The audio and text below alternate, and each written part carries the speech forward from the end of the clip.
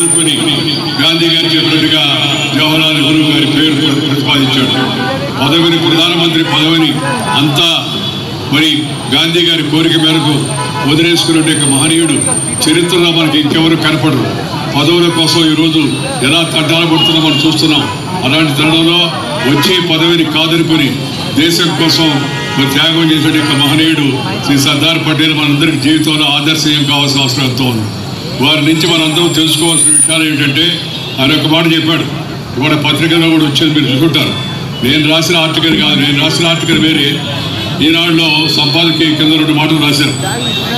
ఆయన వ్యక్తిత్వాన్ని నిర్వహించుకోవడం కోసం 2 మార్గాలు ఉన్నాయని చెప్పాడు. ఒకటి, అణచివేతను సవాలు చేసే శక్తిని సమకూర్చుకోవడం. ఎవరైనా అణచివేయాలని ప్రయత్నం చేస్తే దాన్ని సవాలు చేసే శక్తిని మనం పొందాలని మొదటి మాటగా చెప్పాడు. రెండవ మాటగా, జీవన మార్గంలో ఎదురయ్యే కష్ట నష్టాలు తట్టుకుని నిలబడే ధైర్యాన్ని పెంచుకోవడం. జీవితంలో అనేక ఆటుపోట్లు ఉంటాయి, అనేక కష్టాలు వస్తాయి, నష్టాలు వస్తాయి, బాధలు వస్తాయి, ఇబ్బందులు వస్తాయి. వాటన్నింటినీ ధైర్యంగా మొక్కవోని దీక్షతో ఎదుర్కోవాల్సిన ధైర్యాన్ని ప్రతి ఒక్కరు కూడా అలవర్చుకోవాలని చెప్పి సర్దార్ వల్లభాయ్ పటేల్ గారు చెప్పారు. పటేల్ గారి యొక్క జీవితంలో ఒక్క విషయాన్ని నేను ప్రస్తావిస్తాను, ఎక్కువ ప్రసంగం చేయను. అనేక మంది ఉన్నారు, పైవచ్చు మీ పార్టీ నాయకులు కూడా ఉన్నారు. నేనంటే ప్రస్తుతం పార్టీలో లేదనుకోండి, పార్టీ రాజ్యాంగ పదవిలోకి వెళ్ళిన తర్వాత పార్టీ అనే విషయాన్ని వదిలిపెట్టడం జరిగింది. మీ అందరికీ కూడా తెలుసు. అయితే అభిమానం ఉందనే విషయం కూడా అందరికీ కూడా తెలుసు, అంటే రహస్యం కూడా ఏమీ లేదు. మరి ఏంటంటే, దేశంలో ఆ రోజు 565 సంస్థానాలు ఉన్నాయి. అంటే హైదరాబాద్ సంస్థానం, గ్వాలియర్ సంస్థానం, జునాగఢ్ సంస్థానం, ఇలా ఒకటని కాదు, జైపూర్ అనేక సంస్థానాలు ఉన్నాయి. ఆ 565 సంస్థానాలను వాళ్ళందరితో మాట్లాడి, ఆ రాజులతో, మహారాజులతో, ఆ పాలకులందరితో మాట్లాడి వాళ్ళందరికీ నచ్చజెప్పి నయానా భయానా అందరినీ కూడా ఒప్పించి దేశాన్ని ఏకత్రాటిపై తీసుకొచ్చి 560 సంస్థానాలను ఏకం చేసే మహనీయుడు సర్దార్ వల్లభాయ్ పటేల్. అందుకే ఆయన ఏకతా శిల్పి అని చెప్పని దేశం అంతా కూడా కోరుకుంటుంది. ఆ రోజుల్లో మన వాళ్ళు హైదరాబాద్లో ఉన్నాం, దేశంలో ఉన్న అన్ని రాష్ట్రాలు ఒప్పుకున్నాయి. జునాగఢ్ ఒప్పుకోకపోతే పటేల్ గారు అతన్ని పిలిచి మాట్లాడి ఆ జునాగఢ్ మహారాజును కూడా భారతదేశంలో తెలిసిపోయేదానికి ఒప్పించాడు. కానీ హైదరాబాద్ సంస్థానం, ఈ హైదరాబాద్ సంస్థానం యొక్క నేతృత్వం ఇస్తున్న నిజాం నవాబు బ్రిటిష్ వాళ్ళు పడిన కుట్రలో భాగమైపోయాడు. ఆయన తెలవక తెలుసుకోవడం కాదు. బ్రిటిష్ వాళ్ళు తమ కుచిత బుద్ధితో పోయే ముందు ఒక మెలిక పెట్టారు. ఏమంటే, స్వతంత్రం వస్తూ ఉంది, మీలో ఎవరైతే భారతదేశంలో చేరాలంటే భారతదేశంలో చేరొచ్చు, ఎవరైతే పాకిస్తాన్ బాగుంటే పాకిస్తాన్లో చేరొచ్చు, ఎవరైతే స్వతంత్రంగా ఉండాలనుకుంటారో వాళ్ళు స్వతంత్రంగా ఉండొచ్చు అని చెప్పని ఒక మెలిక పెట్టారు. చాలా దుర్మార్గమైన ఆలోచన అది. స్వతంత్రంగా ఒక రాష్ట్రం స్వతంత్రంగా ఎలా ఉంటుంది?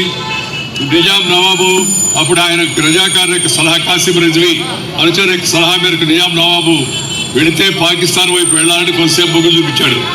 దానికి ప్రజలు అనుకూలంగా లేకపోతే హైదరాబాద్ స్వతంత్ర రాజ్యంగా ప్రకటిస్తా అన్నాడు. దేశం మొత్తం ఒకటైతే మధ్యలో హైదరాబాద్ స్వతంత్ర రాజ్యంగా ఉండడం సాధ్యమే కాదు. దేశం యొక్క ఐకమత్యానికి అది పెద్ద సవాలుగా ఏర్పడేది. దేశ రక్షణలో కూడా చాలా పెద్ద సవాలుగా పరిణమించేది. అలాంటి సమయంలో సర్దార్ పటేల్ గారు నిజాం నవాబుకి 48 గంటలు అల్టిమేటం ఇచ్చాడు. ఈ 48 గంటల్లో మర్యాదగా లొంగిపో, ప్రజాభిప్రాయం ప్రకారం భారత్లో కలిసిపో, లేదంటే సైనిక చర్య తీసుకుంటామని ఆపరేషన్ పోలో పేరుతో ఢిల్లీ నుంచి బలగాలను విమానంలో హైదరాబాద్ దించాడు. అప్పుడు దాకా అనేక ప్రేరేపణలు పేరిన నిజాం నవాబు తోక ముడిచి సర్దార్ పటేల్ ముందు మోకరిని నేను భారత్లో అంతర్భాగంగా చేరిపోతా అని చెప్పని నిజాం నవాబ్ అడిగాడు. దానికి కారణం సర్దార్ పటేల్ గారి యొక్క నేతృత్వం, కర్తృత్వం ఏదైతే ఉందో, ఈ 2 కూడా ప్రధాన కారణం అని చెప్పి సందర్భంగా నేను గుర్తు చేస్తూ ఉన్నాను. మిత్రులారా, పటేల్ గారి జీవితం నుంచి మనం తెలుసుకోవాల్సింది ఏంటంటే, క్రమశిక్షణ, దేశభక్తి, జాతీయ భావం. కష్టాలైనా సరే మొక్కవని దీక్షతో వాటిని ఎదుర్కోవాలా. సమాజంలో అన్ని వర్గాల ప్రజలను కలుపుకోవాల్సిన ప్రయత్నం చేయాలి. ఇవాళ కూడా కొన్ని సమాజంలో విచ్ఛిన్నకర శక్తులు అక్కడక్కడ దేశ సమైక్యతను సవాల్ చేస్తూ ఉన్నాయి. కొన్ని శక్తులు పాకిస్తాన్కు అనుకూలంగా అప్పుడప్పుడు నినాదాలు ఇస్తూ ఉన్నాయి. మరి అలాగే పాకిస్తాన్ కూడా మన దేశం యొక్క అంతర్భాగంలో జోక్యం చేసుకొని తప్పుడు ప్రకటనలు చేస్తూ మరి పహల్గాం సందర్భంగా అమాయకుల యొక్క యాత్రికులను 26 మందిని 27 మందిని పొట్టబెట్టుకున్నట్టు దుర్మార్గం పాకిస్తాన్ చేసింది. పాకిస్తాన్ చేసిన దుర్మార్గం అయితే ఆ దుర్మార్గాన్ని ఖండించాల్సిన వారించి అగ్రరాజ్యం అని చెప్పుకునే పాశ్చాత్య రాజ్యం పాకిస్తాన్ వెనకేసుకొని పాకిస్తాన్ యొక్క సైనిక చీఫ్ని వైట్ హౌస్ పిలిచి అక్కడ విందించి ఆయనకి పాకిస్తాన్ చాలా గొప్ప దేశం, భారతదేశం కూడా గొప్ప దేశం అనుకోండి అని అన్నారు. దాంతోపాటు మాట్లాడుతూ ఈ భారతదేశం ఎంత ఆర్థిక వ్యవస్థ చాలా బ్యాడ్ ఇది అని చెప్పని చెత్తగా ఉందని అన్నాడు.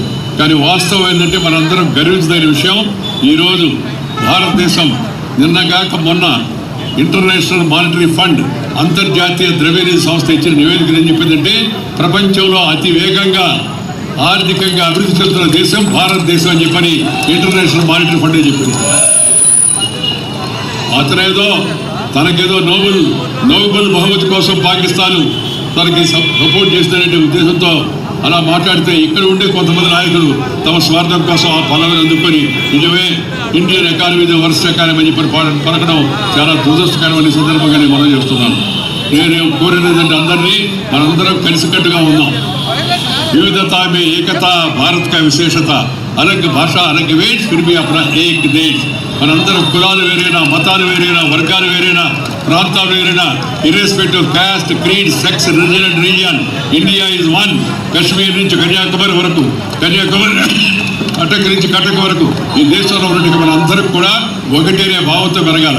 కుటుంబం కలిసి ఉండాలా, గ్రామం కలిసి ఉండాలా, జిల్లా కలిసి ఉండాలా, రాష్ట్రం కలిసి ఉండాలా, దేశం అన్ని రాష్ట్రాలు కూడా కలిసి ఉండి మనందరం భారతీయులం అనే విషయాన్ని గుర్తుపెట్టుకొని తద్వారా ఐకమత్యంగా నడిస్తే సర్దార్ పటేల్ గారికి మనం అర్పించేట నిజమైన నివాళి అవుతుందని చెప్పని ఈ సందర్భంగా మీ అందరికీ మనం చేస్తున్నాను.